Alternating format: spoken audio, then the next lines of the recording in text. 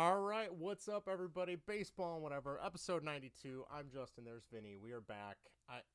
Fingers crossed. I think we might have OBS and StreamYard working in conjunction, so it looks like we're doing something fancy. If you can see this, hopefully you can hear us. We did a test run earlier on YouTube, so we'll see. Vinny, how's it going? Going great, Justin. Good. How about you? I can hear you this week, so that's a good start already. That is good. It is good, right? So we'll work out the kinks as the weeks go on. But yeah, this week we're talking baseball. We'll talk Cubs. We'll talk White Sox. I'll try not to break anything. If you see me looking this way, it's because I have a second monitor set up. And as somebody who's not used to using two monitors, well, it's kind of a pain in the ass. So this week, though, we got... we're going to talk Cubs. We'll talk Clevenger being found innocent by the MLB. We'll talk about, are you watching the World Baseball Classic? And then lastly, Vinny picked the category of the best movies of 1989. And holy cow, there's a lot of good movies in 1989 that I had no idea existed. I was born in a good year. That's the only reason why I did it, because my birthday's coming up. So I had a feeling. I figured, my sister... 1989, let's do something with that year. My sister's an 89 birthday or 89 birth year too, so I guess you're in good company. I don't know. It's good year. How you look at it, but yeah. So we'll get into that. If you're listening for the first time, I know we talked to a few people on Twitter that were maybe listening for the first time. You can reach out to the show in a variety of ways. You can find us on youtube.com/baseball and whatever. Please like, share, and subscribe. We are one away from 150 subscribers, which for us is insane. We'll get to that in a little bit. Wow. You can tweet us at baseball and whatever. I think we're at almost 980 subscribers, followers on Twitter. You can email the show baseballwhatever@gmail.com. You can find us on all your podcast apps of choice. Vinny's even got polls running on different podcast episodes on Spotify. So like for Musical Mayhem, just one for now. But on Musical Mayhem, you can go back and vote for which band you like the most for Musical Mayhem number 4. We're on Apple, Spotify, Google Podcasts, Anchor, Spreaker, all of them. Just wherever you download and listen to us, you can. And then we're also on Instagram, TikTok, and Facebook. Facebook.com/baseball and whatever. TikTok @baseball and whatever. And Instagram @baseball and whatever. If you're watching the YouTube version, you can see the fancy new graphic I made at the bottom of the screen, which Vinny has not seen yet. But hopefully he will if he goes back to check this out later. Because right now he's just seeing a black screen with our faces, which is horrifying to say the least.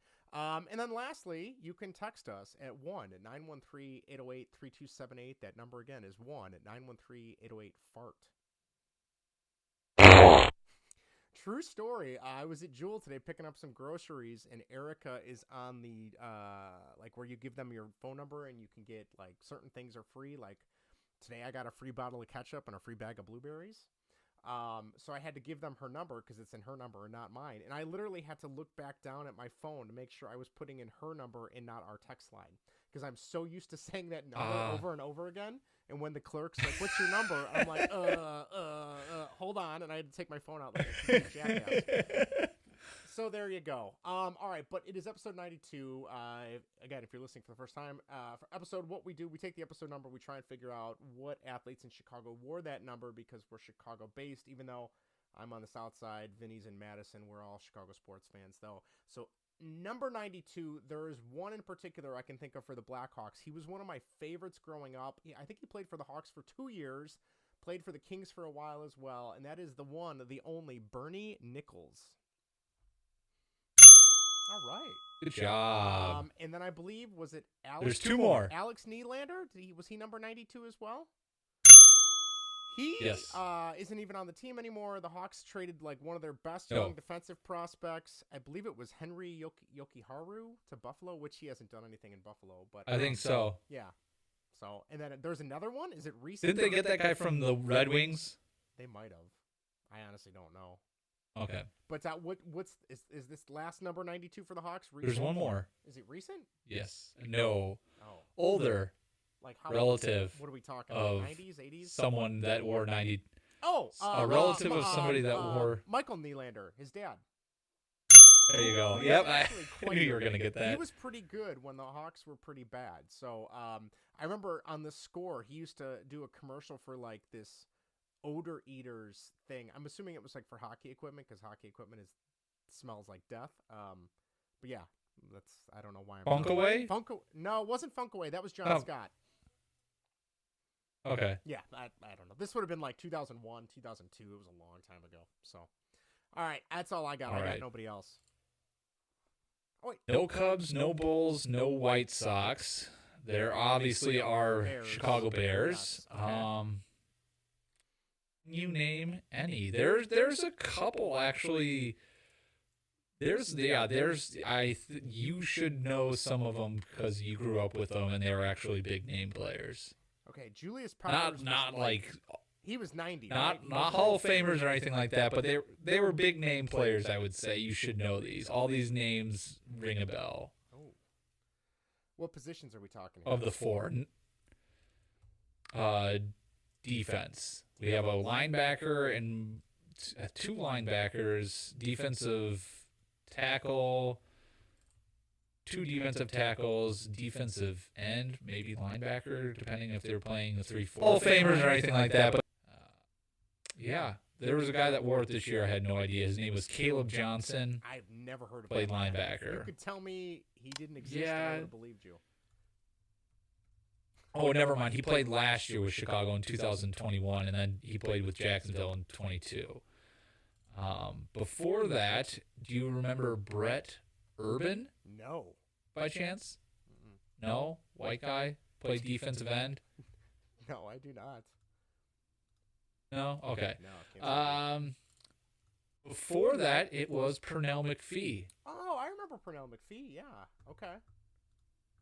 Yeah, signed for a big contract and barely played for Chicago.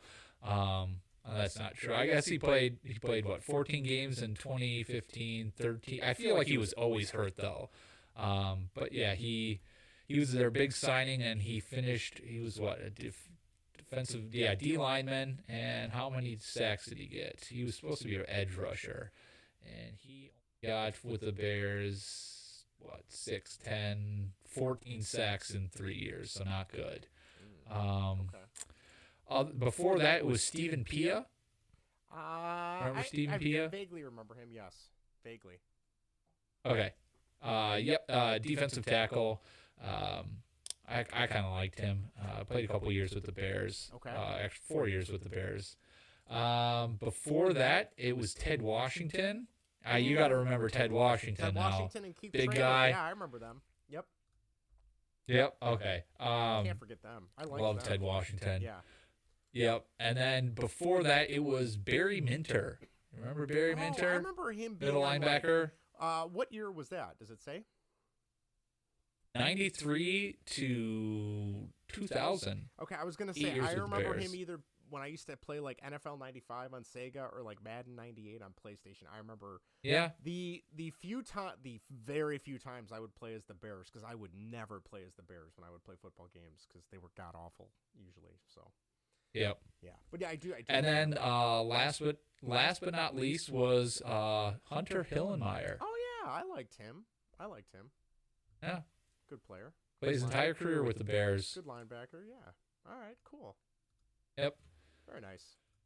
All right, and that's it for 92's in Chicago sports history. Nice. All right. Very cool. All right. Well, we did have one YouTube/email/tweet, and that was we had a new subscriber, Michael Kennedy. He made it 149, so we always like to shout out our new subscribers. So there's a reason to subscribe right there. We'll read your name on the show.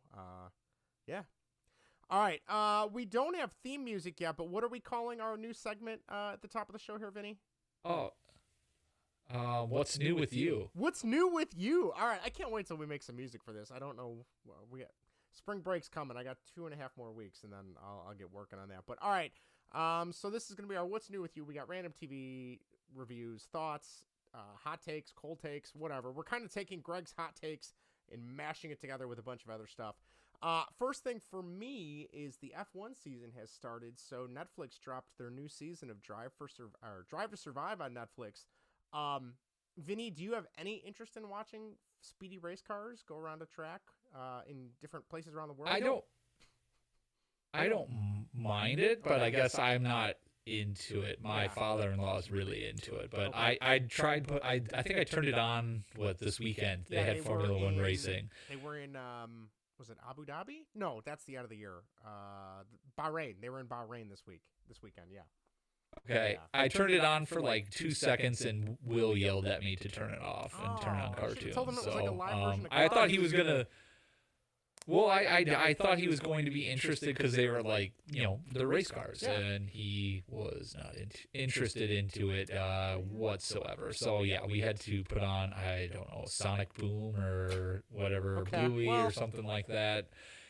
I suppose I suppose I can back that up. All right. Well, even if you're not interested in the racing, because I'll be honest, like sometimes the racing can be a little boring because unlike I can't get into NASCAR or IndyCar, but unlike those, at least to my understanding, because I am not a racing guy besides like video games and Gran Turismo, but the teams can really spend as much money, they can do whatever they want to their car. I shouldn't say spend as much money, but everyone has a different take on what they want their car to do. So there's like two teams that are really good and they blow everyone away. Like they'll be a minute and a half ahead of everyone else in the entire race. But it's like the middle of the pack teams that are really cool. And seeing guys move up, move down. For example, Greg would be really excited. The Aston Martin team, which came in a couple of years ago, they are like competing with Ferrari now, and Ferrari's usually pretty good. Aston Martin was like one of the middle of the pack teams, so they're kind of pushing for it to be a top tier. So that was kind of cool. But anyway, Drive to Survive, like even if you don't want to sit and watch the race, it's like a full-blown like 30 for 30 episode every week of last season's races, and they go through the qualifying and the race and the practice, and they interview the team principals, which are like the managers of the team, because they're sitting out, listening to the radio, and they're, talking to the drivers. I can't stress enough. If you have even like the slightest little bit of interest, like that Drive to Survive show will get you hooked, and then you'll actually want to check out the races. I highly recommend it. So there you go. Okay. That's how I'll have to do that. I'll be honest. I got into it because I started listening to a podcast about it. It's called, what is it called? Shift F1. Was on a website I used to follow a lot, and then that kind of got me into it, and then I'm like, I'll give this a shot. And it was kind of entertaining. So, all right, my other what's new with me, Vinny, do you have any interest in the new Teenage Mutant Ninja Turtles movie?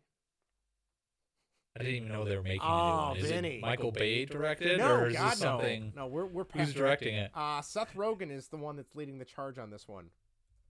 Oh, this should be good then. Yes, let me run through the cast. So it's the two Michael Bay ones were not very good. The second Michael Bay one was better, but the first one was not that good. But let me run through the cast. So the only thing is, and I'm not a big fan of this aspect, it's animated, but it's animated in the way that Spider-Man movie a couple of years ago that everyone loved. Spider-Verse. Yes, which I only saw the Spider-Verse. I only saw like maybe 20 minutes of it, and it seemed cool, but I never saw the whole thing. All right, I heard that was really good. I heard it was really good as well. All right, so let me read through the cast. Anyway, the first trailer, 3-minute trailer, came out. It looks incredible, and I know I'm 35 and I should be past this by now, but it's my childhood. No, you're fine, Justin. All right, so let me run through some of the cast. We got Paul Rudd, we got Giancarlo Esposito, we got Rose Byrne, we got Jackie Chan, Seth Rogen, John Cena, Maya Rudolph, Ice Cube, Post Malone, Hannibal Buress. And then some of the younger kids that are doing the voices of the turtles for being teenagers. So I am super excited. Wow. Erica actually wants to go see this because she's like a closet Ninja Turtle fan, apparently. She kind of likes watching Really? It. Yeah. Which I had no idea. Yeah, she likes the old ones. I've been shocked. Like she'll actually sit and watch those if I have them on. So looks really cool. Jackie Chan is Master Splinter, if you know who that is. Nice. Giancarlo Esposito is Baxter Stockman, who's a pretty good villain for Ninja Turtles. He's the guy that turns into a fly. Yeah, so pretty cool stuff. Seth Rogen is Bebop. John Cena's Rocksteady, so that looks like it should be pretty good. So I am ecstatic about that. I'm psyched. Last thing I have, and I guess I can stop bogarting the mic here, is episode 2 of season 3 of Mandalorian came out. I think it was last night. It's Wednesday nights, right? Yeah, it came out last night. All right, so do we want to just give we want a brief little spoiler talk here about this? Sure. You should see on OBS the sound monitor for that just went all the way into the red. It was awesome.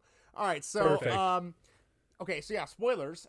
If you don't want to hear this part, I'd say skip ahead maybe 3-4 minutes, and then we'll be done with this. Maybe 5 minutes tops. I'm curious, what was your take on episode 2, Vinny?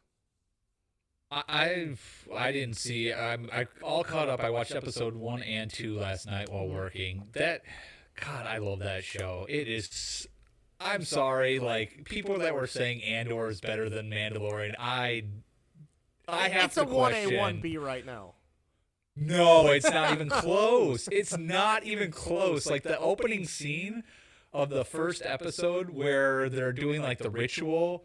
They make the helmet, the Mandalorian helmet. Like I thought that was like a flashback. Like I thought that was him getting his first helmet. And then like that sea creature comes, gigantic alligator comes out and starts eating the Mandalorians and stuff like that. And you're like, holy cow! Like wow, like this was probably pretty traumatic for Din Djarin like back in the day. And then the next thing you know, you see his I guess what's the name of the spacecraft from Naboo. Oh, the Naboo starfighter. The Naboo fighter. Yeah. I think it was just the Naboo you see that just come out. Yeah, you just see that thing just shoot the alligator and then come around and then take it out, and you're like, oh man, here we go. It's just instant impact, instant action, hooked in right away. And yeah, the second episode was just as good. Him actually getting back to Mandalore, which was essentially like Fallout in Star Wars, with all the weird creatures and everything that survived the fusion nuclear bombs that the Empire had dropped on Mandalore.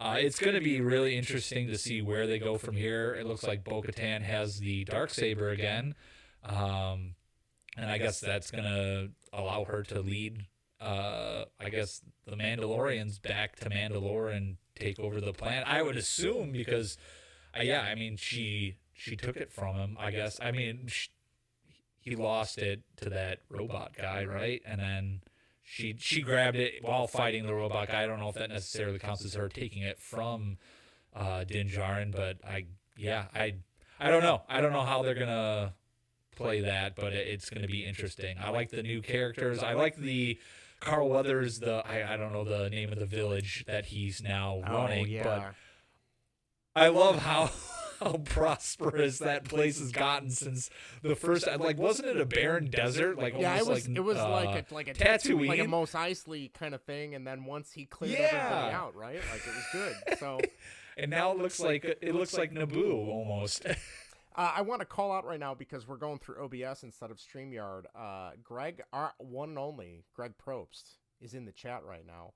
He said it is the N1 starfighter. So, Greg, thank you for clarifying there. It is so nice to see you in the chat, Greg. We miss you. We love you. Yeah, okay. I'm gonna be Here we go. First episode, pretty cool. I liked the whole dynamic of I want to call him Apollo Creed.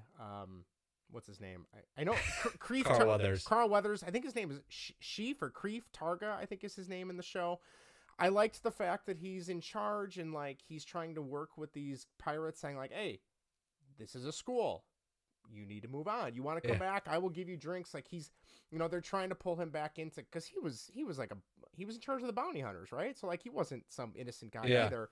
And they're like, "No, we want to do this here." So I loved that fact that like he could shift back and go back to what he used to be. That dynamic of like, are you growing forward? Are you going backwards? And then, Mando or Din, like just totally cut them down. Like that was excellent. I loved that scene. Loved that dynamic. This last episode though, I don't know. It was just, okay. The whole premise, like he's got to have IG-11, the assassin / babysitter droid. He's got to have it. Okay, fine. Well, you've had multiple. Well, he hasn't.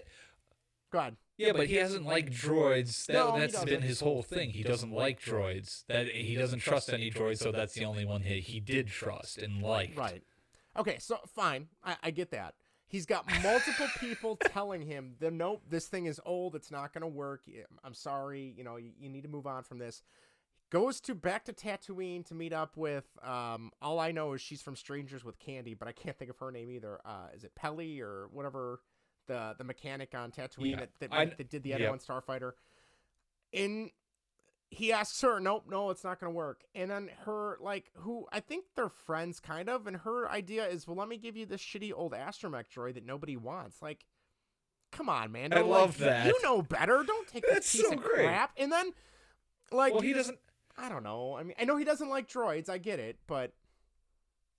But what's he going to? He doesn't want to delay it any further, and that's what she's going to give him, and so he's going to take it. So then they Justin, you're. I don't know. It's just like, and then he gets to Mandalore, sends the droid out. Of course, the droid goes disappearing. Once they got to Mandalore, I think the episode kind of picked up. That crustacean / robot / hermit crab thing was a cool that thing was. Yeah. I've never seen anything like that before in Star Wars video games, books, nothing. So that was really cool. I thought we were going to learn more about it, and then it got 86'd pretty quick. I like that Bo-Katan was kind of on his side. I just, I feel like Mando, I'm just so over, like, come on, Mando, the Death Watch or whatever group he was a part of, or the Children of the, I can't remember what group of, or cult, whatever he's a part of, whatever sect of cult. Yes. Yeah, pretty much. It's like, come on, man. Everyone around you is like, these guys are kind of, they're a little strange. You might want to move on. I think you'd be better to grow and move on. And he's like, no, I have to bathe in these waters. And it's like, he's such a smart character. And it pains me to see him being like so beholden to like this old ass mentality that like everyone has passed by. And then, I don't know. That's the only frustration. Well, it's not everyone has passed by. There are people that are still in that religion. Yeah. Justin, you're looking at it the wrong way from an outside perspective. Yeah, you got to look at it from his point of view. Okay. He's grown up in this religion. This is all he knows. He screwed up, and they banished him. Yeah. He needs to become back a part of it. This is the way, right? Yeah. That's what he always says. This is the way. That is all he knows. He doesn't really know anything else. It's out of his comfort zone. So, yes, of course he's going to do whatever he can to get back into that religion, get back into the good graces of that group. And then you see the I guess I don't know what kind of creature that is, yes, but you see that in the waters. Yes, and that's kind of what a lot of the Mandalore, like the signias, are that horned emblems. Beast. Yeah. So I mean, like even Boba Fett had that on something at some point. I want to say, even though I wouldn't even call him a true Mandalore. But yeah, so like, fine. But, like, these first two episodes, I feel like the first two episodes in other seasons were still stronger than these first two. Does that make sense? Maybe, but it's still better than the first two episodes of Andor. I don't know. I was in on Andor. The first two episodes of Andor were awful. Absolutely awful. I don't know if Greg is still I'm sorry, Justin. If Greg is still in the chat, I'd like to know if he... I still don't know where Greg stands on Andor, because I know he watched the first couple, but I don't know if he finished it. So, he even said the first two were bad. See, I think my bar was set so low because you had said they were bad that when I got to them, I'm like, oh, I like this world building they're doing. But I don't know. The world building was fine, but it wasn't exciting. No, like at least like the thing about Andor and the Mandalorian. The Mandalorian, after each episode, I want to see the next one. Andor, I was like, okay. Oh boy. I didn't watch it right away, so I was able to sit there and binge it. Greg wants a link to StreamYard. I think he's coming in. So this is Greg. Give me a second. This might break a few things in OBS, but we're gonna give it a shot because you know what? I miss Greg. So hold on. We're gonna Greg, check your email in 1 second. Hold on. Vinny, what segment of the show are we gonna cut? Because I know we're gonna get into a deep Star Wars discussion right here. Yeah, I mean, like it's good, but I feel like I don't know where they ended last season with like, capturing Giancarlo Esposito and Luke coming back and Grogu, training, and then like I feel like, and maybe they will come back to that. I don't know. There's a possibility that they will, but like. All those amazing things they built up, and then they just kind of washed it away, and it's like, all right, we're going back to Mandalore. We're going to take a bath in the lake underneath the mines. Like, okay, like, all right, fine.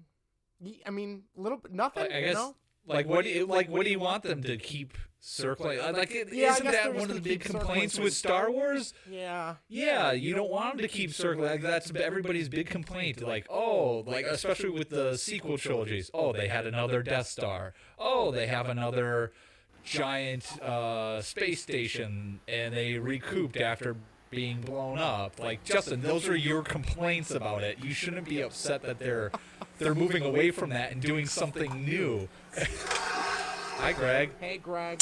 I don't have a microphone. Can you guys hear me? Yeah, hold on. Let me turn you down. Hold on. All right. Turn me down. Yeah, there you go. All right. All right, go ahead. Very puzzled by your Star Wars takes, Justin. Warn me, I had to stop watching the World Baseball Classic for 2 reasons. Number 1, still like the 2 worst teams playing right now. And number 2, whatever the hell Tubi is, it sucks. Because it keeps cutting out of service. I'm like, what the hell is this? But I guess they want to make it for free since there's no MLB network now. Really quick, Vinny said something interesting. I think I agree with. I haven't finished Andor yet, but I watched those first 2 episodes, and the third one's good. And Stellan Skarsgård is amazing in that show for the brief time I've seen him in it. But those first 2 episodes, I was like, meh. And it's like, if I didn't know this was Star Wars and just came in completely, empty or whatever, I'm just like, it almost felt like a dystopian, like post-apocalyptic sci-fi show that didn't have any heart, didn't have any Star Wars soul to it. I mean, it was well acted, but I was like, I don't really know where this is going. Then I saw the third one, I'm like, okay, I can kind of, I need to finish it, but I was like, the first 2, I'm like, but Mando, I mean, it's like building up to something. I was like, you know what? I kind of want to see the next one. With Andor, I'm just like, all right, let's see. But see, now that's it's an interesting point. Thank you. I feel vindicated right now. That's very, very interesting. Okay, because I have the exact 100% opposite, as in, when Andor's episode finished, I would immediately start another one. Even after the first 2? Oh yeah, I was God, hooked. the first 2 were terrible. I wanted to know where it was going, and I loved the setup. Where Mando, granted, I know it's I can't binge watch it because it's going week by week, but like, yes, I will watch it next Wednesday. But if you told me episode 3 was out right now, would I watch it like today or tomorrow? No, I'd be like, I'm good. I'll get to it next week. Where Andor, like, I was literally in bed on my Kindle watching episodes before I'd go to bed because I was so intrigued. So apparently I'm the one that's got a problem because I can't. Well, you're not, because there have been a lot of people that have been on your side, Justin. That's true. I'm not saying Andor's bad. It's just I didn't get the Star Wars vibe. What Andor is really well is the acting's really good in it, but I'm just not getting the soul of Star Wars in there. Not yet, at least. I don't know. Okay. That could change when I finish it. So, gotcha. But sure Mando is really good so far. Even though it's kind of, there may have been a. See, I don't know. I still think the start of this season's been really good. So. Okay. I do too. And one thing too, the second episode left me with some questions because when Grogu returns to Bo-Katan, she says, "Let's finish this once and for all." So I'm like, "Oh, is she just gonna go like shoot his ass right now, or kill him, or then take the Darksaber?" Then all of a sudden, it's like, "Oh, we gotta help him." So I was like, "What's her motivation right there?" That kind of left me with a question. Second one was like the transfer of the Darksaber, kind of like you said, Vinny. He lost it, so does the Darksaber serve her now? Because I thought she had to kill him. I was wondering to that get too. the Darksaber back. Yeah. But if he loses possession of it, it serves her. Maybe that's what it is. And then The third thing is when she saves his ass like 5 or 6 times in this episode, which is really funny. But when she rescues him from the waters, they see the creature under there. Then there's that last shot of her. She's like, "Oh shit, maybe this stuff is really magical or whatever." So there's an interesting dynamic they can go with there. So I like the fact that it kind of left me with those questions, like, oh, they could go in this way, they can go in that way. The problem I had with the episodes, it's like some of the dialogue with Carl Weathers and Bo-Katan, it was a little hokey. Well, not even hokey. It's a little imbalanced for me. Yeah. Because they were trying to be serious, reading their script, and then the other parts, it's just kind of like a little more, witty. It's like an imbalance of the lines. I don't know if that makes sense, but I don't have the lines in front of me, to give a perfect example. But I was like, there's something a little goofy about that. But other than that, I thought it was really good. So nice. All right, well, Greg, for your first question that you had when she said that she was gonna finish it, I felt like she was just like, I'm gonna send him off like once and for all. Maybe she was going to shoot at him, but I think she was just kind of annoyed that he kept coming back to her and kept asking about Mandalorian. I think she's probably more just salty that she lost the Darksaber. That's what I figured. Yeah, that's what I figured. But it almost. No, go ahead. What were you gonna say? I think they wanted us to think like she was going to shoot him or kill or attempt to kill him or something. Like, that's the vibe I got, but you very well could be right. It was just that interesting, like, I've had enough of this jerk, and then, I got to go help him, So I was like, oh, okay, all right. So, interesting. Yeah. Yeah. Got any... Greg, go ahead, Vinny, what were we going to say? I was going to say, Greg, you should definitely keep going with Andor as much as I like to downplay Andor. Keep going with Andor. I would like to know your take. I think you will. There is a good spirit of Star Wars in it. Okay. I will say that.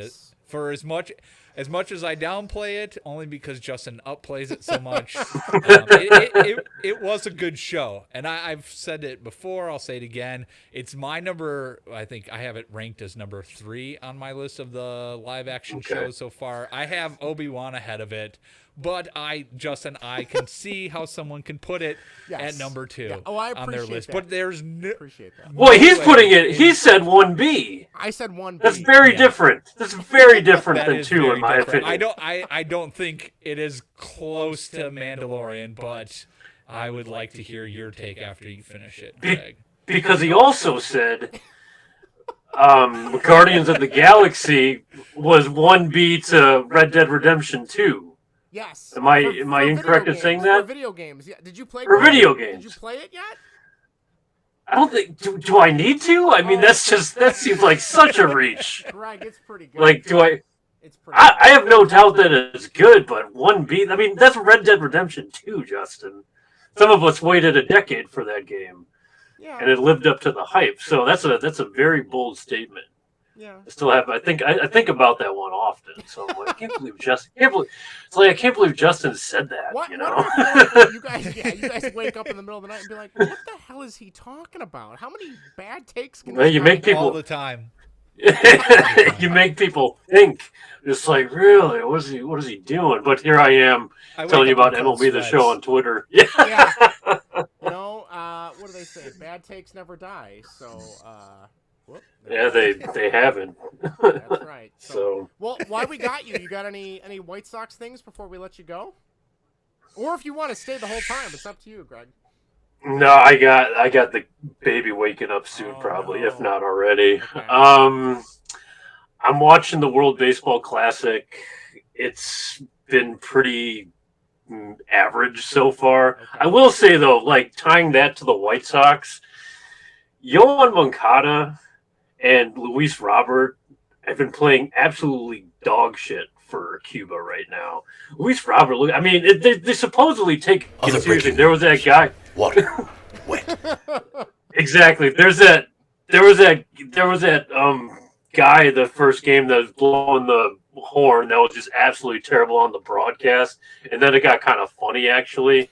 But then I'm watching. They're supposed to take it, or they claim they take it seriously, but then I'm watching them, at the plate, both of them, and they're just terrible. I don't know what else to say about it. I'm like, that's pretty much. Well, Moncada's been terrible. Even like Lewis and some of his swings, and he struck out like 6 times already. I'm just like, oh, Cuba's done, especially with those two as their 2 and 3 hitters. So, yeah. As far as the White Sox go, I we'll see. This could be. This is a weird thing because they could finish 3rd. They could win the division. Who the hell knows? It depends if they're healthy and if they decide to play baseball. Yeah. So that's about the best you can predict with them, I'm guessing. So I really don't know. That's where I'm at with them. It's just like, we'll see where this season goes. So am I looking forward to it? Maybe. I don't know. We'll see. We'll have to do like a weekly check-in. Like we'll just be like, all right, Greg, thumbs up, thumbs down on the White Sox season, and you can let us know. Oh my God, this could change my opinion by the time I get back upstairs, with this team. So it's just so goofy, but that's all I have, boys. All right, well, it's good to talk to you. Good to see you. Feel free to drop in anytime. Yeah, thanks for hopping on, Greg. Greg. Absolutely. All right. I'll let you know about Andor. Yes. See ya. 1A, 1B. No, Justin. All right. On that terrible. note, should we get to some baseball? Or what do you got? Well, you know what I was going to say, coming back to, was it last week, I believe, when we talked about wearing pajama pants out? Oh, yeah. About? Yeah, we did. I have to take back on what I said. Was it 2 days ago? I went out to the store in pajama pants. Oh.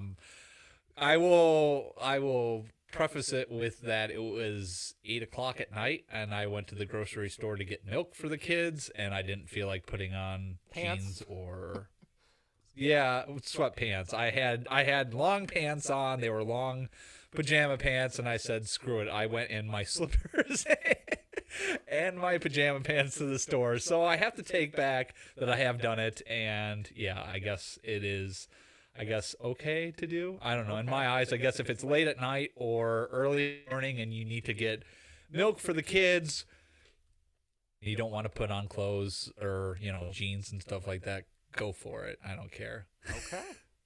Well, there's a hot take. Just you do you. You don't want to yuck somebody's yum, right? I guess would be the proper way to say that. I don't know.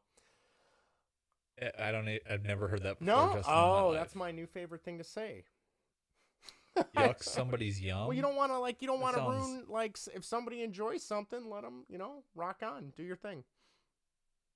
Okay. All right, let's get to the baseball talk. Hit it, Vinny. All right. Baseball. Welcome back to Major League Baseball. Sort of. Taking a look at Chicago's 2 favorite teams and other happenings around the MLB. All right. I guess we can start with the Cubs since Greg kind of nailed the White Sox a little bit there. But this week, just a couple of rapid fire. Cubs pitch their first combined spring training no-hitter, which I know, yes, that doesn't realistically mean anything, but it just goes to show their pitching is looking shit. Good. I don't know. It doesn't mean anything. It doesn't mean anything. No, I know, but it's encouraging. No? What encouraging for what? That they're pitching. Didn't we see Jock Peterson? Yeah. Jock Peterson 2 years ago went off and did absolutely squat for the Cubs. That's true. They did get a player back for, I think, was it? They got some first baseman back, but I mean, he did squat for him. I mean, he was like better. He was the best player in baseball in spring training. Did jack shit after spring training. I don't really give a flying fuck about a no-hitter in spring training. I'm sorry. That is just stupid. All right, well then I'm going to go on a limb and say the fact that David Bodie's hitting around 600 and the Cubs won 9 in a row so far, you don't care about that either. That's what I think about that. All right. No, it's so hard to get excited about somebody doing well in spring training because as soon as the actual season starts, they come back to Chicago where the weather's shitty and it's snowing. What are they gonna? They're gonna. You better hit 600 then, or it means absolutely shit. And I don't think David Bodie's on the 40 man. Is he? Do you know if he's on the 40 man or not? They're gonna have to. I don't know. You vamp. Yeah, I'll look it up. They might have to. If he's not on the 40 man, they're gonna have to cut somebody, DFA somebody, or option somebody to put him on there. And what happens when he's back to hitting 140 or 200 or whatever he was hitting before last year before they DFA'd him? He is not. He was DFA'd. He's not on the 40 man. So if you were to take an infielder out, it would probably be either Zach McKinstry or Miles Mastrobuoni. But they just signed him this offseason, so I don't think it would be him. Yeah, and I'm guessing it's probably going to be McKinstry because he hasn't done anything. Yeah. So, it's just. To me, it's meaningless. Yes, it's great that he's hitting. And, okay, you want to be excited about a no-hitter in spring training? Go for it. I'm not excited. I'm just saying. I just don't care. Like, it doesn't mean anything. Okay, that's fine. They're pitching. Yeah. They're not hurt. Like, that's all I care about spring training is everybody comes out of it healthy. And I hope that they start hitting and they start playing well as the season starts, but don't get hurt, but I don't care about any accolades. I don't even care if they win spring training. They have the best record. I know they've won 8 in a row. I think it's 9 in a row because they won again today. Yeah. They beat They Cincinnati. came from behind, yeah. But okay, they came from behind. Who knows what the pitchers were doing, what they were told to do.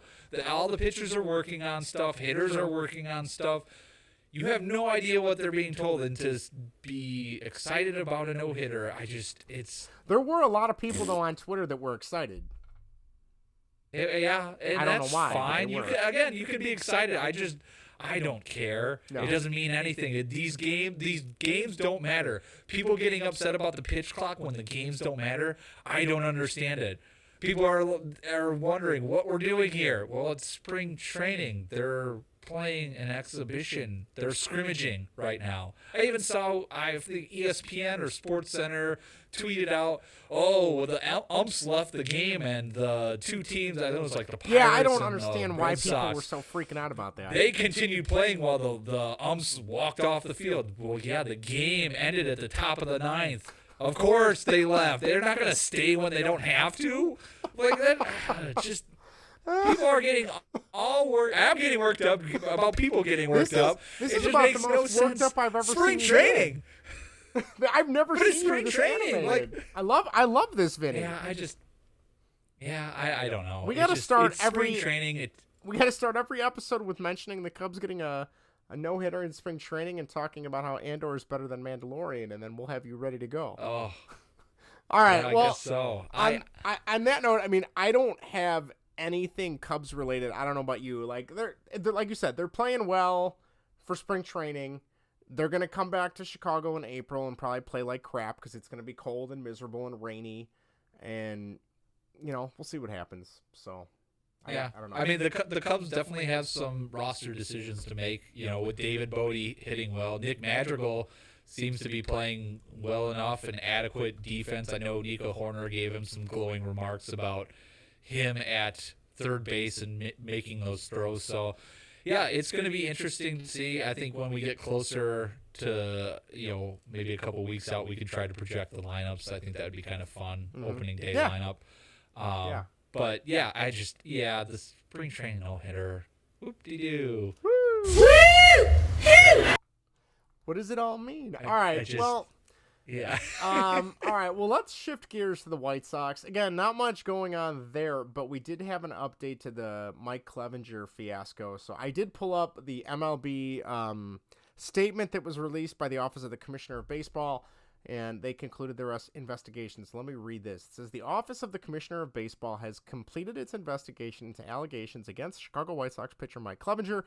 The comprehensive investigation included interviews of more than 15 individuals, in addition to Mr. Clevenger and the complainant, that's not a word I see very often, as well as the review of available documents such as thousands of electronic communications and records within. The Office of the Commissioner has closed this investigation, and barring the receipt of any new information or evidence, the Office of the Commissioner will not be imposing discipline on Mr. Clevenger in connection with these allegations.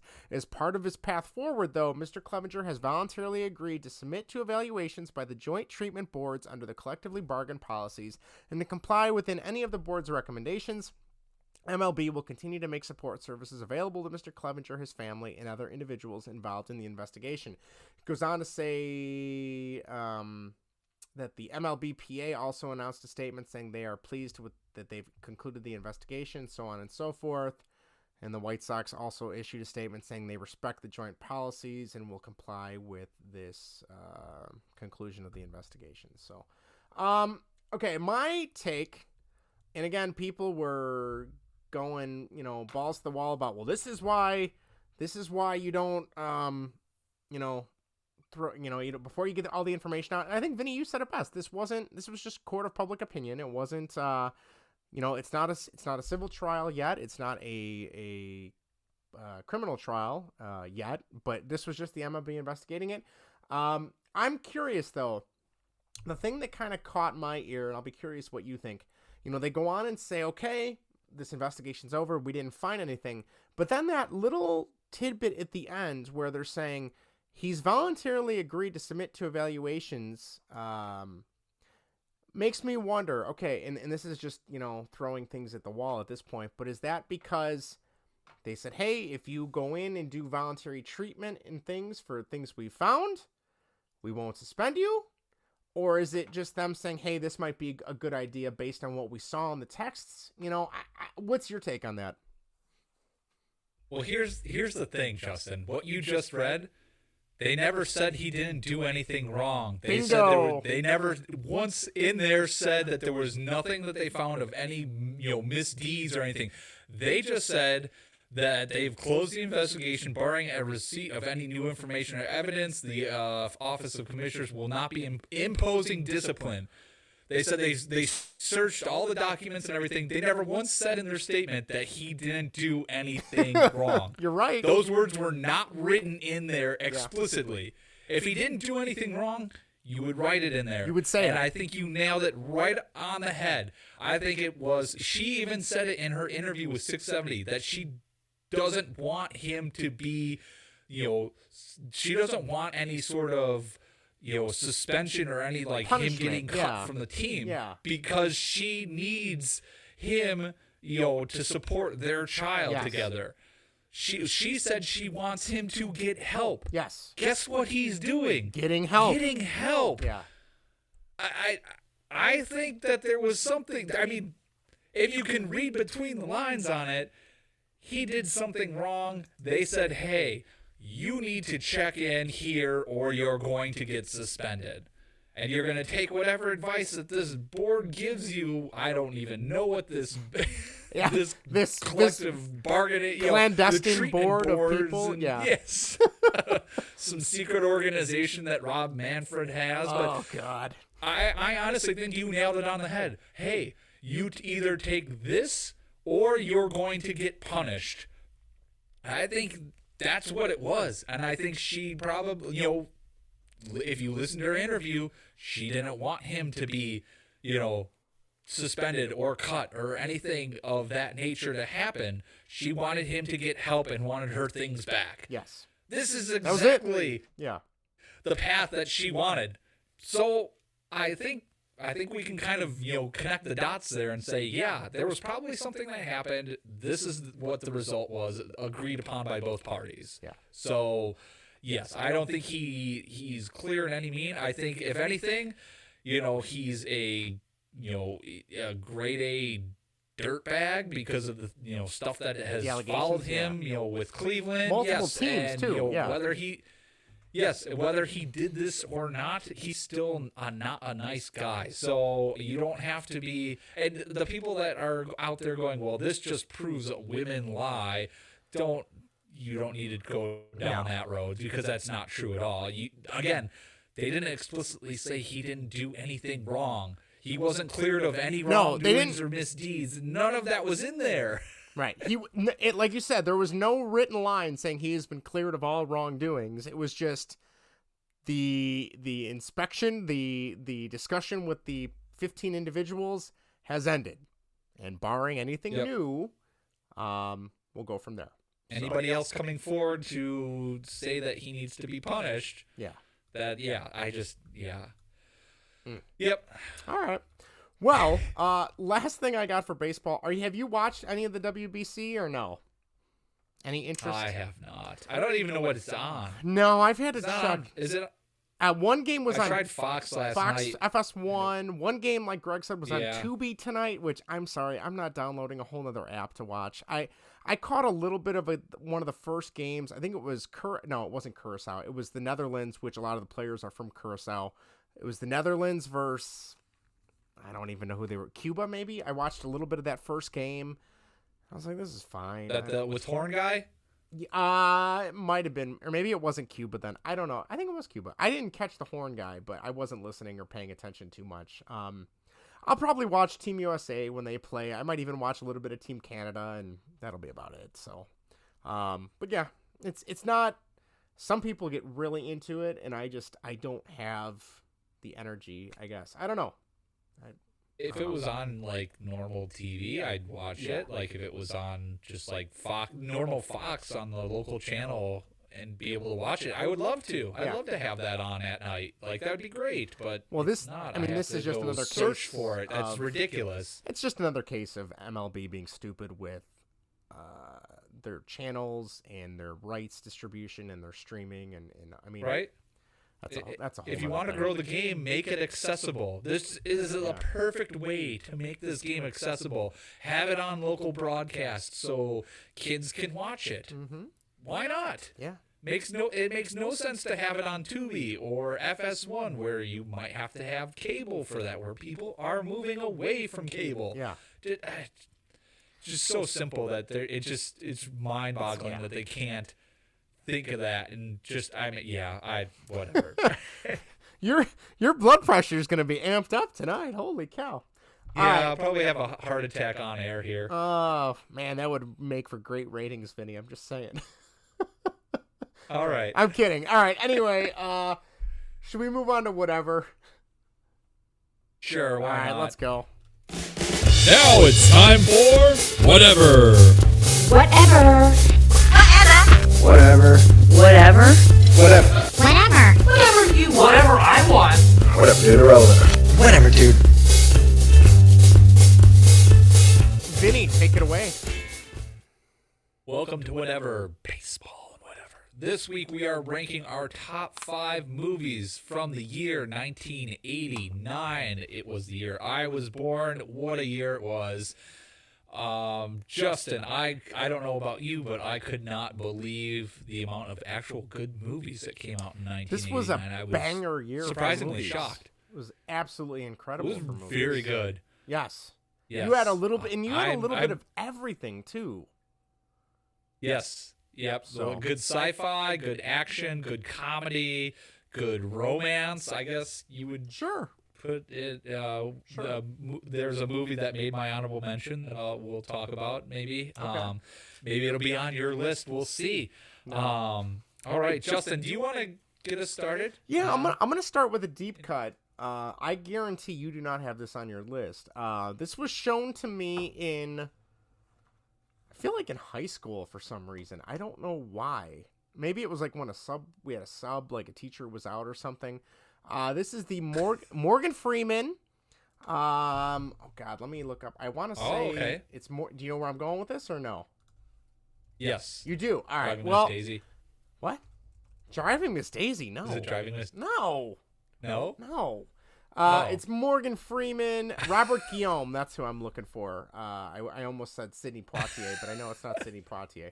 Robert Guillaume, and that is the 1989 educational teacher movie, Lean on Me. Have you ever seen Lean on Me? No, I've not. Oh, Vinny, it's so good. What is that? It's okay. So it is. I'm going to read you the synopsis from IMDb. The dedicated but somewhat tyrannical Joe Clark is appointed the principal of a decaying inner-city school where he is determined to improve them by any means necessary. So it's your standard, like Stand and Deliver is another similar movie, but with oh God, I can't remember who's in that. Or like a Freedom Writers, where he comes in, he's running this inner city school it's gangbangers and drug deals are going on, and he comes in, he puts locks on the doors so they can't come in the school. He changes things around. He kicks a third of the population out because he deems them unworthy, and he's like, you know what, you had too many attempts, you're out. And then there's this test at the end of the year. I think it was like a basic skills test or something. And if they didn't get enough correct, they would lose funding and the school would probably get shut down. So as a teacher, like, this really spoke to me. I love Morgan Freeman in general. Nope, sorry, my watch is going off. I don't know what that's doing. Excuse me, but and Robert Guillaume's awesome in it too. Yeah, just a really good, classic teacher comes in, saves the day, and it's Morgan Freeman. So there you go. Highly recommend it. I have not heard of that. Or and he looks seen the it. same. He has not aged at all. So no, he hasn't. he looks a little bit. He's got a shaved, like a very clean shaven head, but he looks pretty much the same. Okay. So there you go. Nice. Yeah. I'll have to check that out if I can find it. What's it called again? Lean on Me. On Me. Okay. I was Good- thinking good of movie. Stand By Me. Stand by Me. I have when not you said seen. Lean on Me. I have not seen Stand by Me. Is that a movie? You have not I don't seen know. that movie? Is that the that's Stephen King movie? the one where they want to go see a dead body. Yeah, I've never the seen Stephen that. King Never one. read the book either. Richard Dreyfuss. Yeah, I never saw it. Dreyfuss. No. No, it's No. good. It's good. Okay. I don't know. All right, my number 5 is a childhood classic of mine, and it is Honey, I Shrunk the Kids. Ah, there it is. I love this movie. Rick Moranis, he's so good. It's He is. such a shame that, such a sad story that Yeah. he had to walk away from acting, but he did it for all the right Good reasons. reason, yeah. Yep. But yeah, I think this was my sister Ashley's favorite movie growing up, and we watched it a ton. And yeah, it's just a great story. And the dad, Rick Moranis is this like crackpot scientist who creates this shrink ray, and the kids all accidentally get shrunk and they get stuck in the backyard and they have to make their way back into the house. It's just, it's a really neat story. Not much else to say. Good heartfelt story, a kid story. I think it still holds up today, I think, even with it being made in 1989 with all the graphics and stuff like that. Yeah, I mean, that was one of my honorable mentions. I remember that movie being on Okay. like WGN Sunday afternoon or Saturday afternoon movies all the time, or like Dinner and a Movie on TBS. I remember watching that as a kid a lot. Rick Moranis is awesome. I never thought I would care for an ant, but that little ant that is like their friend that they befriend. And then doesn't he get killed by the Auntie? scorpion though? Yes. I mean, It's kind of it's terrifying kinda that they have sad. a scorpion in their in their background. backyard. What the hell's that all about? Yeah. But yeah, no, the it's oatmeal cream pie. Yeah, oh my god, that looks so good. Always. That looks so good. Yeah. But yeah, and I remember there was it at Disney or Epcot? It was Honey, I Shrunk the Kids, like the 3D show you could go in, you'd put glasses and they would shrink you down, if I remember correctly. And I remember really liking that too. So yeah, great movie. And like you said, for being 1989, like it still holds up. I haven't seen it in a while. And I never saw Honey, I Blew Up the Kid. I never saw that one, so I can't compare That it to one was that. not good. They did like another Honey, I Shrunk the Kids though, at some point in the 90s. Yes. That was decent. That one, yeah. I think that one was like, I want to say the Disney Channel Disney, or yeah. something, but it was like Honey, I Shrunk the Kids 3, but the parents got shrunk. Yes. And like the kids had a house Yes. party and stuff like that. That one was. And that Rick one Moranis not was in bad. that one, wasn't he? I think that was like He one was of in the that last one, things yes. he probably did. But yeah, that was a Last good one ones he too. did. So Yep. yeah, good pick. I like it. I think that's a solid number 5. Solid number 5. Yep. All right, Justin, number 4 for you. All right, I'm gonna swing big. You might be surprised on this one. My number 4 might be too low, too high. I don't know. And that would be Batman '89. Is my number 4. Whoa. See? Yeah. I was a little shocked in that. Yeah. I mean, That's I Number 4. loved that movie. I don't think I saw it as a kid, but like all the promotional stuff. I had the action figures. Granted, I was 2 because I was in '87. I was born in '87, but Batman was my first word because of that movie. So the story goes, according to my parents. Man, if Maddie's first word would have been Batman, I would have been over the moon. But no, it wasn't. If it was Andor, I'd be even more excited. But anyway, I digress. Oh, good movie. Jack Nicholson is a great Joker. I prefer the Heath Ledger Joker more, just because I feel like that's Dark Knight is my favorite. More so that's sadistic. And that's kind of where I align more. The soundtrack is great. I love so many of the Prince songs that they used in that movie. You know, the parade where he's throwing the money away. You got the bat jet. No, that's not right. Batwing. Thank you. Flying in. You got, the gigantic ass pistol that he shoots the Batwing down with. Have you ever danced in the pale moonlight with the devil? No, have you ever danced with the devil in the pale moonlight? Great quote. Pale moonlight, yeah. Yeah, I like it. I think I like Batman Returns more in terms of Batman movies, though. Interesting. But it's a good one. It's good. I like it. I love I can't think of the character actor that plays the reporter with Vicky Vale, but I like that guy a lot. Yes. I can't remember what his name is, but he's a character actor in a bunch of stuff. Yeah, so that's my number 4. I think, you probably would have assumed it would have been way closer to number 1, but there's some other stuff that I watch way more frequently than Batman 89. It's Robert Wuhl. That's it. Thank you. WHL. Yes. So, He played Arliss, which I remember was a show on HBO about a sports agent, but I never watched it, so I couldn't tell you if it's any good. Oh, okay. There you go. Interesting. Yeah. All right, that's a really solid one. I think we'll be talking about that one later. I'm sure but of it, yeah. I'm surprised it's number 4, but I think I know what your number 1 and 2 are on the list. But we'll see if they actually make it on there. And if not, then I'm going to have to call you out on something later. Number 4 for me is another childhood movie of mine, and that is Turner and Hooch. Oh, God. I Okay. love that movie.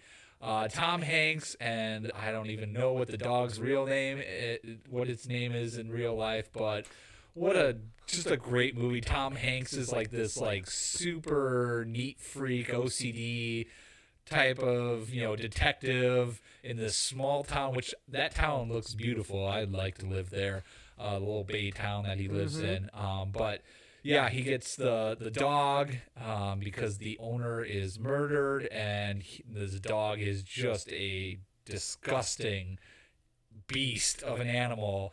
Just destroys his perfect little bubble that he lives in, and it just ruins it. Absolutely, yeah. It just is great to see. I think my favorite scene is when he comes home after going out shopping, and the dog had gotten out and from the laundry room that he had kept him in, and just destroyed the place. And he's the first thing he does is picks up a spray bottle and a roll of Bounty wipes, and it's that you're gonna need a lot more than, he sprays a little spot on the counter, and it's the whole place is trash. And then he says he's gonna he sees a dog laying in his bed. I'm gonna get my gun, and the dog runs out through the window. Yeah. It's just a great movie. Craig T. Nelson's in it. Yes, that's right. It's just a fantastic movie. And then when spoiler alert, Hooch dies. It's probably one of the saddest moments. It's right up there with the Up beginning of Up for me, on how sad that is. But yeah, I love that movie. Tom Hanks is just great. That is a good movie. Once I saw it to completion and the dog died, I'm like, yeah, I'm good. I don't need to see this again. But it is a good movie. But, that totally. Yeah. I was like, come on, don't kill the dog. That's rule number 1. You want to kill 50 people? Great. You kill the dog. Oh man, that tugs at the heartstrings. So. But that's what makes the movie so great. Yes. Is they did that. There's stakes. There's stakes to it. The hard thing to do. Yeah. Did you know? And then Reginald Val Johnson's in that too. Yes. Yes, he is. I love that guy. Did you know that they He's tried to great. bring this back on Disney Plus? Yes, they had like a TV show. It lasted one I season. did not watch it. Lasted one season. It was 12 episodes. I don't know. Josh Peck, Yeah, he played Scott didn't watch Turner. it. I don't know who that is. So, they did bring Well, Scott Reginald Turner's Tom Hanks. Vell They Johnson. bring him back? He came back for 6 episodes. Yeah, he played. I'm assuming he played the same character. That's kind of funny. David Sutton. Yes, that's exactly who he played. I'm looking at it right now. Oh wow, That's pretty now cool. I'm like, I kind of need to watch that. You could. I don't know It'll if be it's one of any those good. But yeah. It'll be one of those shows that gets like a cult following after it got Yeah. canceled, and they'll force Still to have to bring come it back. yeah. Right. All right. Number 3, Justin. All right, my number 3. These last 3, the reason they are my top 3 is because anytime I see them on TV, if I'm not chasing my daughter around, or if I don't have anything to do, I think they call them like remote droppers. You put the remote down. It's like, all right, I know what I'm watching. I'm not gonna flip. Okay, so that's my next 3 are that way for me. Number 3. Okay. Obviously, this movie has to be there because we're a baseball podcast, and that is the original Major League. Hey, that's my number 3. All right, perfect. See, out of the 3, so the first Major League I never really saw until maybe high school. Like, I grew up watching. I remember Major League 2 was on HBO all the time, and I remember watching that a lot. And HBO, I'm sorry, Major League 2 is much tamer than Major League 1. I think. Yeah. I want to say Major League 2 is PG-13, maybe. I don't think it's rated R. And then I grew up watching. I remember Major League 3 with the Kansas City, Salt Lake City Buzz, Kansas City Buzz. I remember watching that a lot on cable as well, which was okay, but that was like probably G or PG. Like, that was even more tame than that first one. But Corbin Burnson as, Dorn. I love Corbin. Roger Dorn. I love Corbin Burnson. He's awesome. Serrano and, Jake Taylor and Wesley Snipes, who's not in the second one. I think is it Omar Epps, I think, took his place, which he did a good job. Yes. But yeah, that first one, there's something they couldn't recreate that as well as they did for the first one. So that movie is excellent. That is one I will sit and watch. I mean, there's parts of it that I think are kind of silly. I could do, granted, I know there's a reason because they had to add to it, but like the whole Jake Taylor trying to get Rene Russo back, like, I don't care. Like, I could do without that entire storyline. Him taking the bullpen cart back to her apartment. Come on. But the actual baseball stuff in that, and Bob Uecker, phenomenal. Like, I when baseball season's on, we quote that all the time. I mean, it's in one of our drops for the baseball segment. So that's all I have to say. I mean, it's great. I love that movie. So Yep. No, I think you nailed it on the head. The whole Jake Taylor thing could definitely go away, but I guess, got to have a love interest in there. I guess you could consider it a romance movie, right? Romantic comedy a little bit. A love story like Rocky is, But yeah, I think you nailed it on the head. I think when they take Wesley Snipes and they take his cot and they put him outside because he snuck in. Yes. And I love the car he's driving. It's the little Volkswagen. He has it like, it's a Volkswagen, but he's got, I think, like is it a Rolls Royce? Yes. Little emblem yes, on he the does. hood. Yeah. Yeah, it's just fantastic. And, yeah. I love. What were you gonna say? I love. Shoot, what's his name? Hold on, I'm looking it up here. Kelsey Ross? James Gammon is Lou Brown. I love Lou Brown. Oh yeah. You want to come coach the team? I got a guy about some white walls on the other line. I mean, right? Or the guy that plays the GM, Charlie Donovan. When they're going through the players and this guy's dead. Cross him off the list. Yeah. So I mean, there's not much else to say. It's just a great movie. I love that one. So there you go. Dang, Jesus Christ can't hit a curveball. Oh, let's not start a holy war. Yeah, exactly. Right. Oh, that's great. Yes.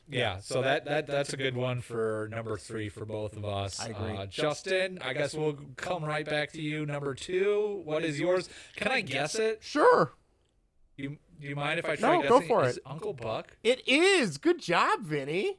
All right. Well done. I think I'll get your number 1 and number 2. Oh, you're good. All right, yeah, my number 2 is Uncle Buck. I love John Candy. Uncle Buck, like Trains, Planes, and Automobiles, I had seen when I was young and Cool Runnings, and I want to say I even saw Summer Rental fairly early. But like Uncle Buck was one I didn't see until probably, again, high school. You mean Summer Vacation? Isn't it Summer Rental? No. Wait, which With John one? Candy. The one with Dan Aykroyd? No. Dan Aykroyd? That's the Great Outdoors. Okay. That's the Great Outdoors. Oh, okay. Summer Rentals All with right. Rip Torn, and they go on like a boat. He learns how to sail a boat. Oh, yeah. I think you talked about that on the podcast. Yeah. before. Okay. So My mistake. No, it's all right. No worries. Yeah. Like I love that movie. You know, I love the kids, Macaulay Culkin, and I can't think of the little girl. I know her name. Her name in the movie is Maisie. And that's where we got that name for our other daughter. So, yeah, like I love that movie. I love the clown that comes into the comes to entertain the kids, and he's like, "Yeah, listen, you got to go, buddy." And then he just, he decks them. And that is someone famous too. I'll have to look up who that clown is. I don't remember, but Jon Favreau, is it? Oh, I don't know. I don't think so. Maybe it No, was. he was the clown in Seinfeld. Yes, I was that's joking. right. All right. Well, I'm gonna look that up, but I don't know. Mike Starr. Oh, it's the guy from Dumb and Dumber. It's the hitman from Dumb and Dumber that's trying to kill Lloyd and Harry. Oh, okay. And Yeah. he's also in The Office. Yes. I sent Plays it back. the Yeah, insurance the insurance guy. Yep. But yeah, like that movie, the pancakes, and you should have seen the toast. I couldn't even bring it through the door. And then the principal scene with the mole. I'm Maisie's. What does he say? Nice to meet your melanoma. Stuff like goofy John Candy stuff. Just so good. The bowling. He lives like across the street from Wrigley. He's got the clapper. It turns off the marquee at Wrigley, and I think the fact that it takes place near Chicago, Chicago suburbs, is another reason I like it so much. So, yeah, that's my number 2. I have to say I have not seen that movie the entire way through. I've seen bits and pieces of that. I remember the giant pancake that he makes. He's got to use like the shovel to get it out. To get it in, yeah. Right? Snow shovel.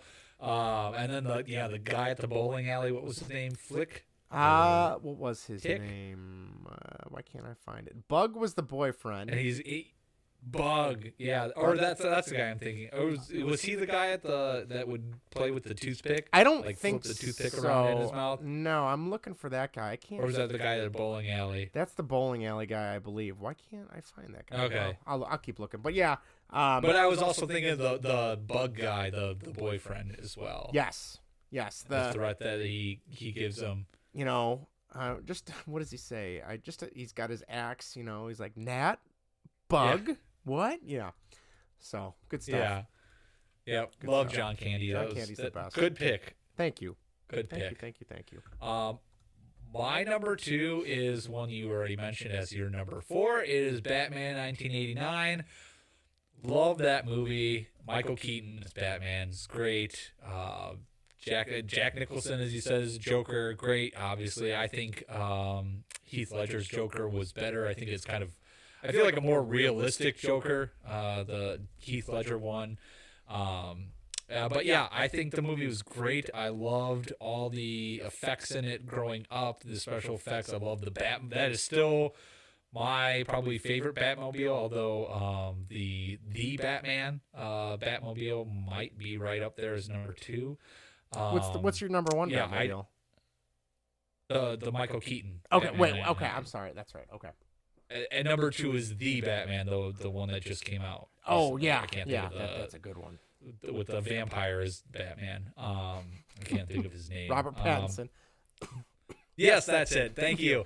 But yeah, I loved the Batman. It had some of that kind of like humor in it, like when he pulls the giant gun out of his pants. Yes. That's symbolizing, he might have a big package down there. The Batwing I thought was awesome. That was so cool.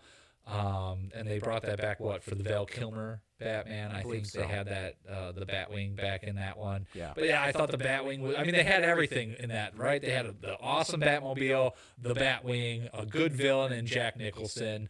It was just a great movie, and one that I really liked. We had that one. We didn't have Batman Returns. But that one, I did like that one as well growing up. But it's a classic movie. It is. That entire, I would think that's probably, I would say, one of the more recognizable ones. If you're talking Batman, I think that's what people might first think of when they see Batman, especially people our age and probably even older, I would say as well. So that made number 2 on my list. In the chat, we have Chris, who, if you're listening, Chris is going to be on an episode with us in the near future. We're trying to work out how we're going to do that with baseball season. But he said Bug's full name is Bug Trotter, which I did not know that was his last name. And then your dad, Pretzel Vince, chimed in, Pal is the guy at the bowling alley. Okay. Yeah. Yeah, I remember. I think he had Pal. Right. Like I said, I haven't seen the I forgot movie, that. so. That's a good one though. But I think he had it written on his. He had like a. What did he have? Like bowling shirt, jumpsuit, or a bowling shirt on. Yeah. So. Yeah. Okay. I think Batman '89, great movie. Yeah. See, I would go. Probably the Tumbler number 1. Pattinson's Batmobile number 2, and then Keaton number 3, his Batmobile. Oh, dude, the Tumbler. I love the Tumbler. I have the Lego. I have the Lego it's just Tumbler. a big rock. I have the Lego Tumbler like 5 feet from me that I built because it was so cool. It looks like a giant rock. It's awesome. And There's then it's got the nothing bat cool about cycle that. is inside. How cool is that? That's cool, but it looks ridiculous. Fair enough. There's no. Yeah, I don't know. It just was unbelievable. Like it was. I guess it's more believable than Keaton's Batmobile, but it's not as interesting. Pattinson's Batmobile is way better than the Tumbler. I watched that scene from the Batman from Pattinson's where he's chasing down the Penguin again the other day while I was running on the treadmill. That scene is phenomenal. That is such a good scene. It is really good. Just when he busts through and then. That speaking of which, that series is going to be starting on HBO Max soon. The Penguin series. I'll be curious if that's any good. Oh, nice. I think it's like a 10-season arc or something. I don't know if Batman's going to be in it, but it's mostly focused on the season? 10 episodes. Or 10 episodes. 10 episodes. Okay. I was going to say, holy cow, 10 seasons already. They're really throwing a lot around, yeah. Right? All right, so I'm guessing Justin. you know my number 1 then. Number 1? Let me guess it. Is it The Burbs? It is. It is. Okay. Yes. So first of all, your sister, when we were talking about our list, because she gets excited to make these, she's like, I didn't know you liked The Burbs. I'm like, I love that movie. What are you talking about? She goes, well, I didn't know. In full disclosure, I cheated on your number 1 and number 2. Did you go back and listen to whatever? I listened to when we did the 1980s, top movies in 1980s. We did just no categories. We just did top movies, and you had Uncle Buck and The Burbs on there. I'm like, ooh, I bet you that's those are going to be on should there. be his number 1 and number 2. Should be. But yeah, I wrote it down, and I had your top 3. Good I job. actually had your top 3 I'm written impressed. down. So yeah. I've talked about this movie. I love that movie. That's another one. Like I said, I remember that being on WGN a lot. Like WGN Sunday afternoons was either going to be The Burbs, Honey I Shrunk the Kids, or Ferris Bueller. Like that's the first time I saw Ferris Bueller as well. Nice. But yeah, like it's just I love that movie. Living in the suburbs, you can totally relate. There's always that creepy ass family on the block. And if you don't know which one is that family, chances are you're that family. Probably you. Yes. So like we definitely like when I grew up in Oak Lawn, there was definitely a house on the block where like those people are strange. I feel like Eric and I have kind of turned into that because we don't really know any of our neighbors except like one, and we literally just open the garage, we pull our car in, we close the garage, and we go in the house. Like I'm like we are totally the Klopex. You know, we don't have skeletons in the basement yet, but yeah, you know, I love Tom Hanks in that movie. Do you like that? And it's such a good cat. Like Carrie, what am I? I'm drawing a blank. Carrie Fisher is awesome as Tom Hanks' wife. Bruce Dern is being like the Vietnam vet. I'm assuming a Korean vet, like that's got all the military gear. Art Weingartner, who another character actor, who's the neighbor that gets everyone really amped up about, like, you got to go over there, you got to go over there. I loved his. That He's role. a really good actor. Yes, he's also in He's Ghostbusters. also in Blank Check too. Yeah, you're right, and he's in Ghostbusters too. He's got one line. It's when they go down to I think it's Con Ed. It's not ComEd in New York. I think it's Con Ed, and they tell him to shut the grid down because he's that's like, right. He's like, I got somebody here. He's like, shut it down, shut it all down, and that's like the only scene he's in. But I love when he grabs onto the electric wire and, you know, they shock themselves and they're digging in the basement and they hit the gas and, oh my God. And Corey Feldman is being the weird ass neighbor kid. So good. So good. So, yeah, I love that movie. I could watch that all the time. It's a very good movie. Such a good movie. Made my honorable mention list. It's another one, like, you think about it and it's like, I feel like it's not one that, when you talk to somebody about, like, Tom Hanks, like, I feel like that movie's not going to be, like, one of the first ones that comes to mind for most people. It's a very underrated film. Yes. Yes. So there you go. That's very my number underrated. one. Yeah. Solid number one. Yes, agreed. Yeah, I saw that one coming from a mile away after listening to the podcast.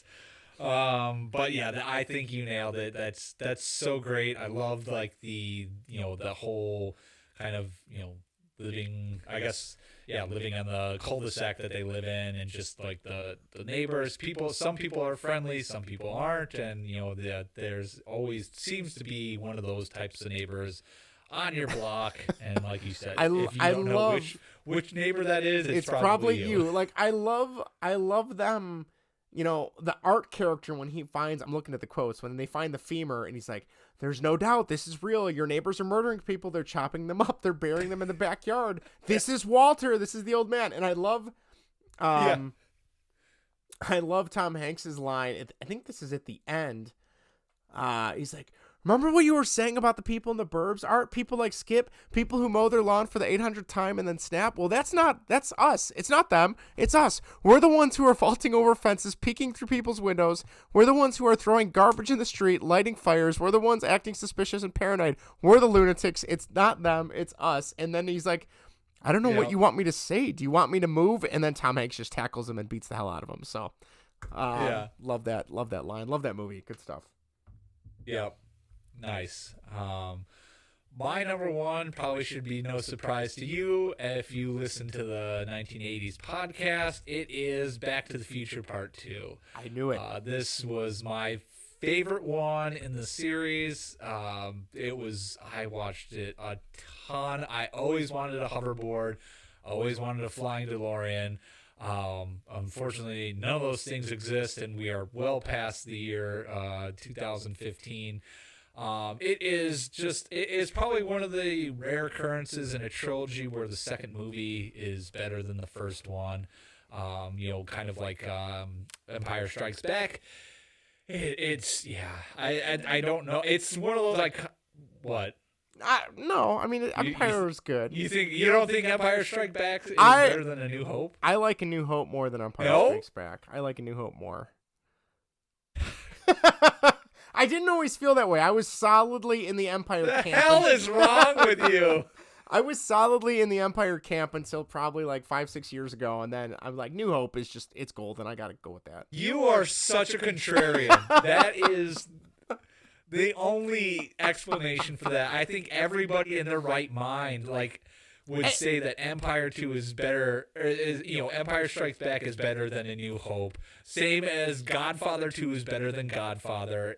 I've never seen any of the Godfathers, so I couldn't tell you there. But well, actually, no, I take that back. I saw part of Godfather Part 3.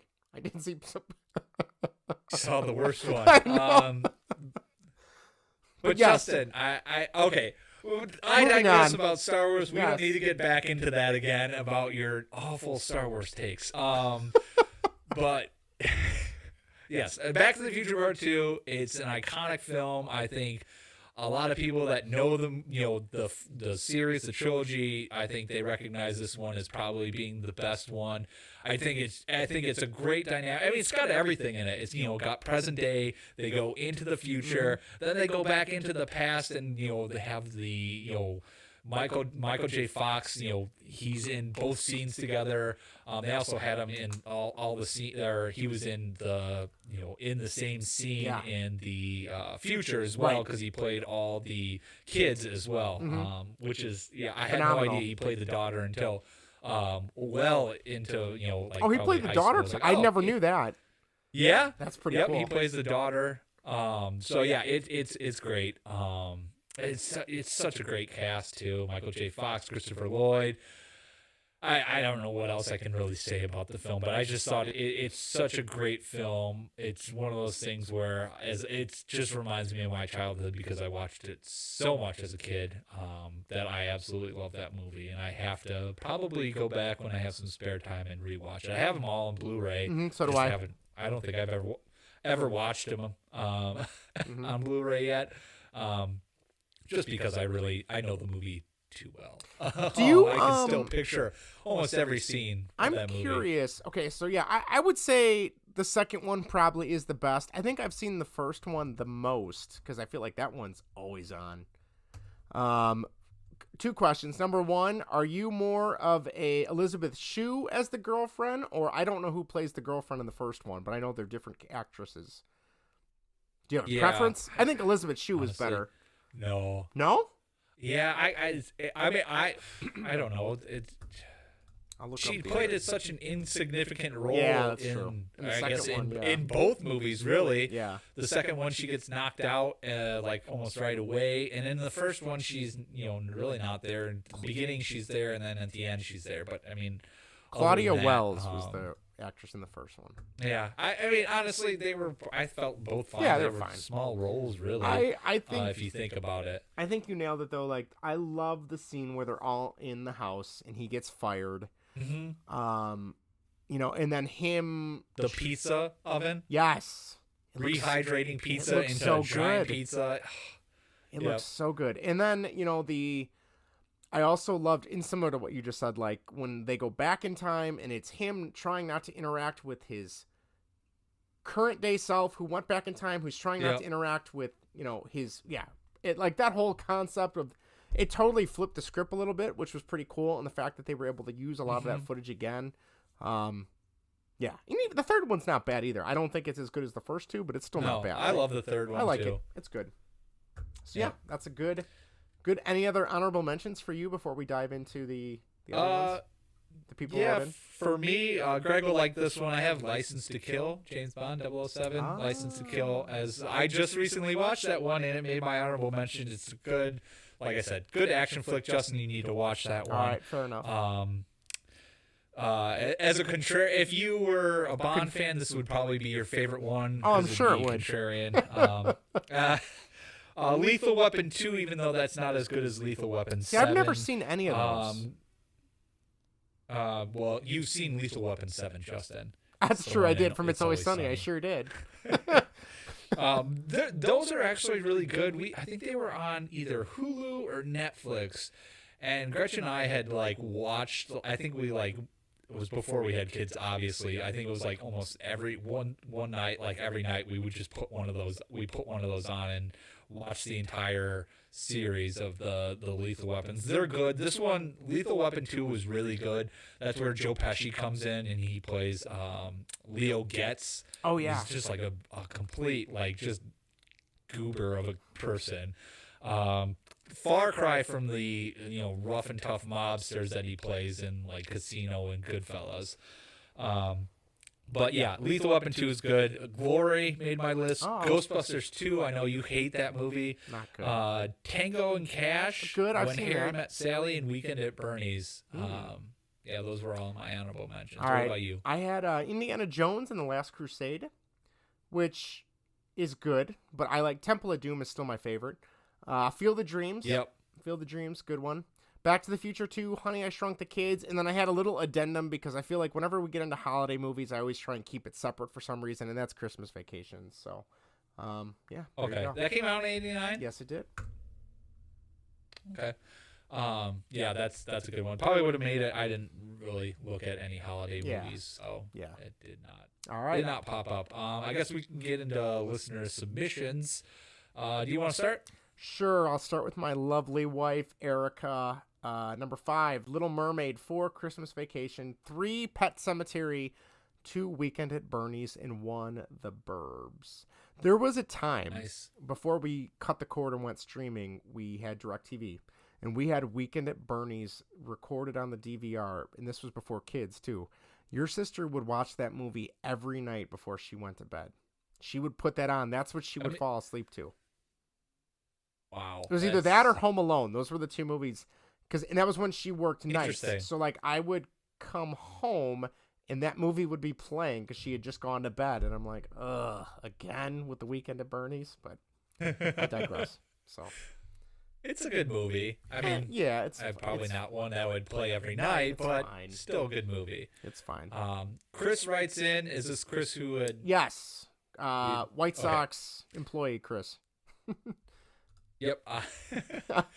Chris writes in, number 5, Uncle Buck. Number 4, Roadhouse. I think the best thing about Roadhouse is the Family Guy bit of I've never seen Roadhouse. I've never seen. I think it's like the License to Kill. It's a good action movie. Turn your brain off. Okay. A lot of kicking in that movie, if I remember correctly. Does that doesn't lead into like Mad Max, does it? Or am I thinking of something else? Is that no, like Mad Max is about like apocalyptic? Right, but I thought for some reason in my head it was like Roadhouse was when it was still like current times, and then things just kept getting worse and worse and worse, and it leads to Mad Max. I don't think that's true. What? I don't know where I don't think that's true. I don't know where I got that from. Yeah. I have no idea whatsoever. I mean, you have Patrick Swayze and Mel Gibson to start, that the 2 main characters, so that doesn't even match up. Okay. Yeah, I don't know. Ooh. Maybe it's because the beginning of the movie has there's a sequel called Road Warrior, not Roadhouse. That's I just shattered like a belief I held for the last 20 years. So I'm sorry, Justin. Yeah, tough for Chris goes on to say number 3, Christmas Vacation, number 2, Weekend at Bernie's, and number 1, Major League. All right, very cool. Good list. Your mom, Lynn, writes in. She says, Field of Dreams, Back to Future 2, Honey, I Shrunk the Kids, The Little Mermaid, Turner and Hooch, Batman, and Christmas Vacation. Nice. Pretzel Vince writes in. Hey, everybody, an old man's talking. Number 5, Glory. Number 4, Field of Dreams. Number 3, Batman. Number 2, Uncle Buck. Number 1, Weekend at Bernie's. Honorable mentions, My Left Foot. Hey, Tango and Cash, Honey Shrunk the Kids, Back to the Future 2, and Turner and Hooch. My Left Foot. I don't know what that is. I don't know. Yeah. All right. And Glory, did you see that in school? That's where no, I that. never have seen that, period, and it's one I would like to see at some point. Oh. So, yeah. That's surprising. I thought Mr. Historian would have shown that in class a couple times. I'm not a history teacher anymore. I'm a tech coach now. So I know, but I mean, back in the day, it's not like it's no. You know what? Made in 1989, Justin. No. You know what it is for like almost a decade I taught ancient history and ancient civilizations, so it never even came up. You could, I think, work that. I think on a day you didn't want to teach and you were going to show a movie, I think you can work that in there. The kids always wanted to watch 300 when we got to ancient Sparta, and I was like, no, I enjoy having a job, so no, we're not going to watch 300. But should have went with Glory. Here, we'll watch 300. There are 300 men that are going to storm this base. Here you go, kids. Good luck. Yeah. Yep. All right. My mom writes in, Robin, she writes in and says, Parenthood, I know. She loves that movie with a passion. I'm not a big fan of that movie. Steve Martin. Who's in that one? Steve Martin. Oh, you gotta love Steve Martin. Keanu Reeves is in it, which is kind of funny. Really? He plays kind of like a stoner. Steel Magnolias, which I've heard of, I've never seen. Field of Dreams, When Harry Met Sally, I've never seen that. And then also she said Christmas Vacation. Harry Met Sally's good. Is it? If you like Sleepless in Seattle. Yes.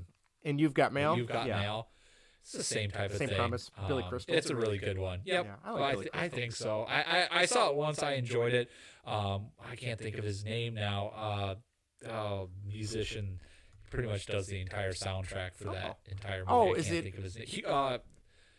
Harry Connick Jr. I was going to say Cuba Gooding Jr. That's not it. Nope, big difference. Harry Connick Jr. Does the soundtrack for Okay. that. It's he's really good. So Sweet. I recommend seeing that. So All right.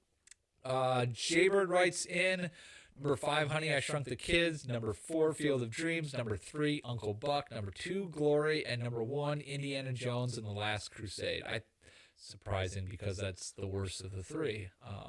Okay, well, I would say. For so the that Indiana means you're not even Jones movies. considering Crystal Skull a movie at that point, then, right? No. Okay, I that's mean, the it's first. not, right? That is the first Indiana Jones I ever saw. Was Crystal Skull? Oh. Yeah. I mean, it can only go up from there. It did. It got much better.